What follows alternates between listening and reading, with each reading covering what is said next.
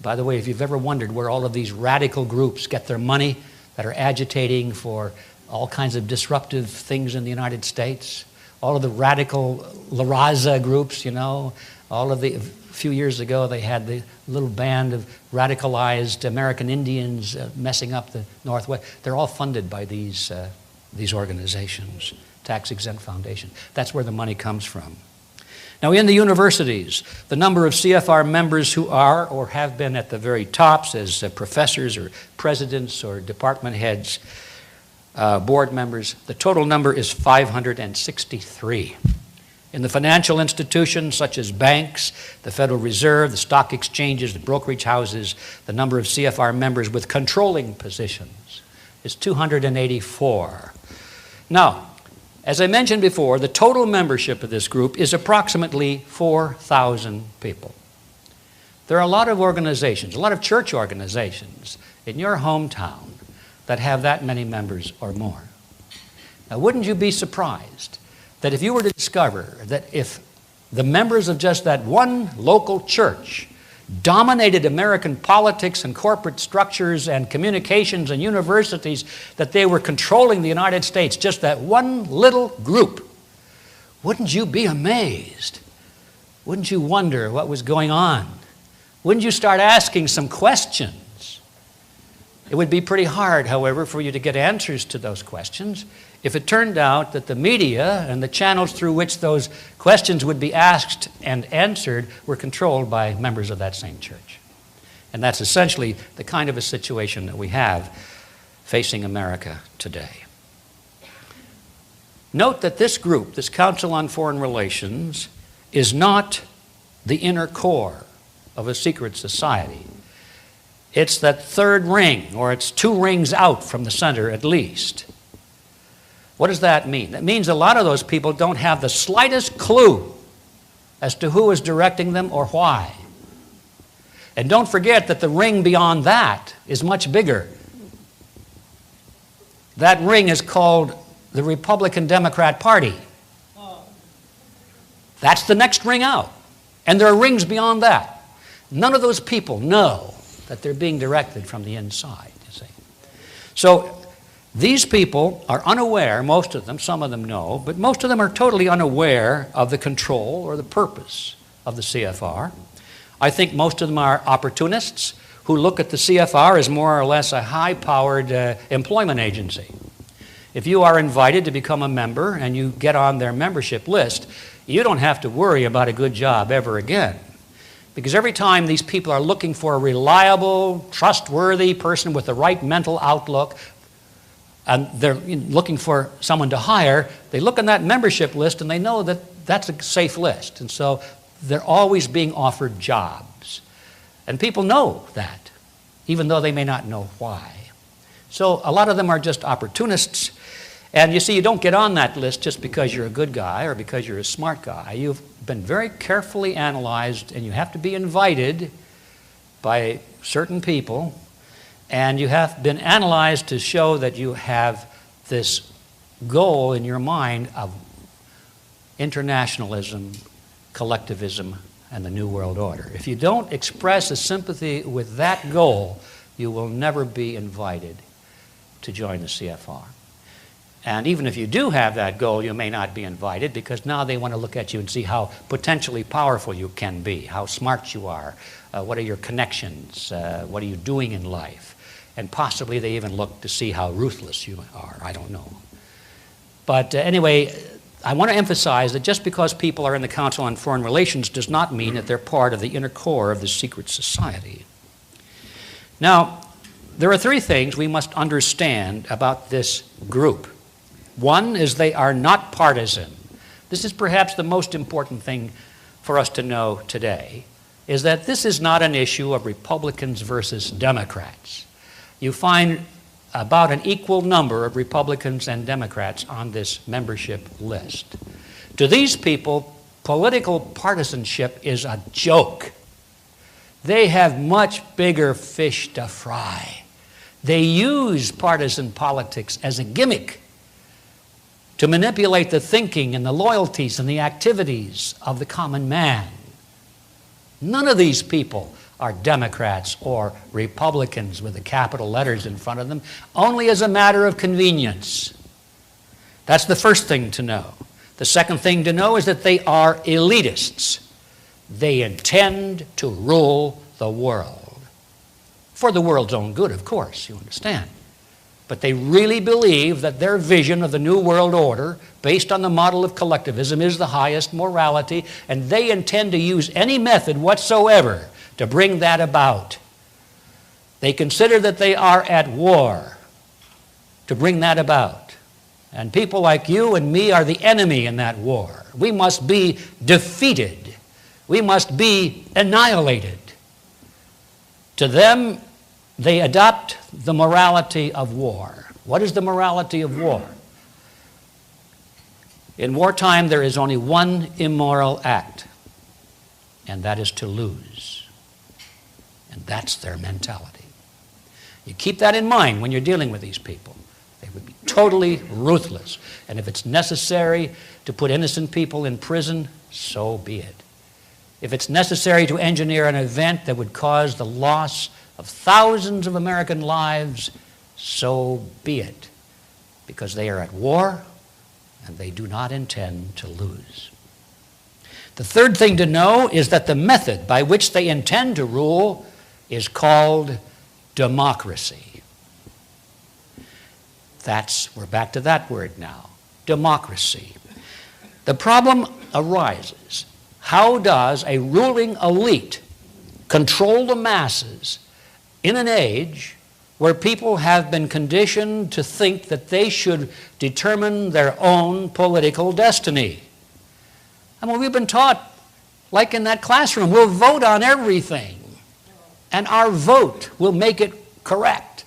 And as long as we're given the vote, everything is fine. We've been taught that. So how does the ruling elite deal with that mass psychology where everybody thinks that they should have a right to vote on their leaders and on the issues and so forth? And the answer is quite simple. How do you keep the gum-chewing public out of the way? And that leads to the title of my presentation, which is the Quigley Formula. Quigley answers that question in his book. He says, to perpetuate the deception of democracy, to allow people to continue to think that they are participating in their own political destiny, all we have to do is to create two political parties and control them both, and let the idiots jump from one party to the next and choose one candidate and versus the other, as long as they never get out of that two-box trap that we set for them. Let them really battle each other on secondary issues, but when it comes to the final end game of building a new world order, based on the model of collectivism, all candidates in both parties must be in total agreement. That's the Quigley formula. Does it sound familiar? Did Quigley really say that? He did. Here's what he said. The national parties and their presidential candidates, with the Eastern establishment assiduously fostering the process behind the scenes, moved closer together and nearly met in the center with almost identical candidates and platforms, although the process was concealed as much as possible by the revival of obsolescent or meaningless war cries and slogans, often going back to the Civil War. The argument that the two parties should represent opposed ideals and policies, one perhaps of the right and the other of the left, is a foolish idea, acceptable only to the doctrinaire and academic thinkers. Instead, the two parties should be almost identical, so that the American people can throw the rascals out at any election without leading to any profound or extreme shifts in policy. Either party in office becomes in time corrupt, tired, unenterprising, and vigorless. Then it should be possible to replace it every 4 years, if necessary, by the other party, which will be none of these things, but which will still pursue with new vigor approximately the same basic policies. That, ladies and gentlemen, is the Quigley formula. And if it sounds familiar, it's because we have been living under that formula since at least World War I. Just think about that. And not 1 in 1,000 people has been aware of it. Now, what are these basic policies that Quigley is talking about?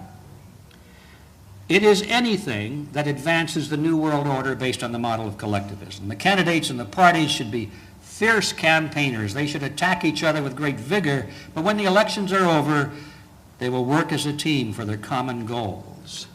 All else is showmanship. Are we running out of battery? We're running out of batteries. Stand by after a word from this sponsor. Are we on yet? Test, test, test. Test, test. Okay. So, as long as they're advancing the goal of the New World Order based on the model of collectivism, then everything else is just showmanship. Let's turn to a couple of brief examples. Just about every major political event in American history and American politics since World War II is a good example if you know what to look for. But let's not go all the way back. Pick it up with, let's say, the Panama Canal. The Carter administration gave away the Panama Canal, as you know, and nobody wanted that.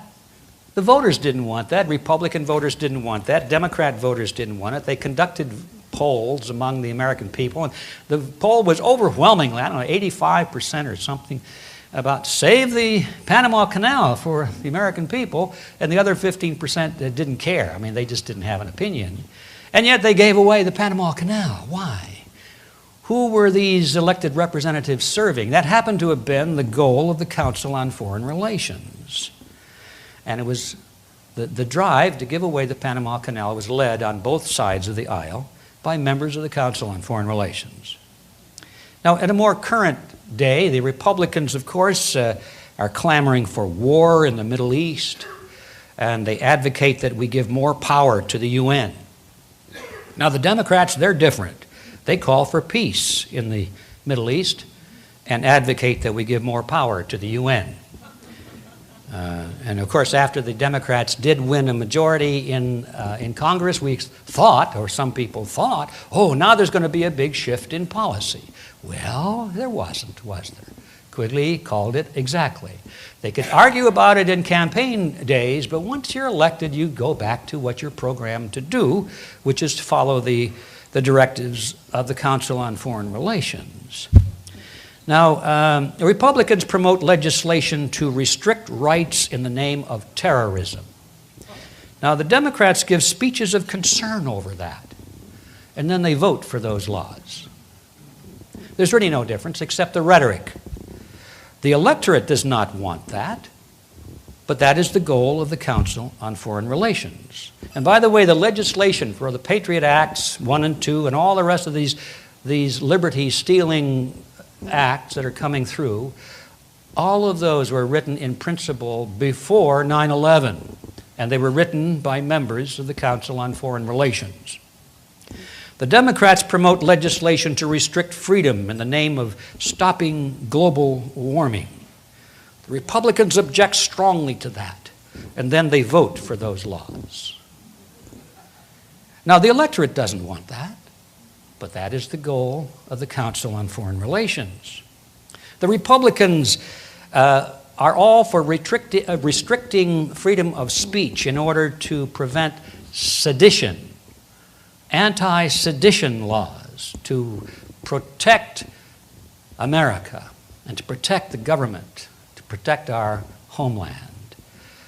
And the Democrats don't like that, but they promote similar laws in the name of stopping hate speech. Hate speech now is prohibited. The American people don't want that, either of those, but both of those are the goal of the Council on Foreign Relations. Republicans give speeches about the danger of illegal immigration. The Democrats give speeches about compassion. And then both of them join together and support measures and soon-to-be laws and treaties that will merge Canada, the United States, and Mexico together as one political unit, and there will no longer even be an issue of immigration, because we'll all be one big country. The American people don't want that, but that is the goal of the Council on Foreign Relations.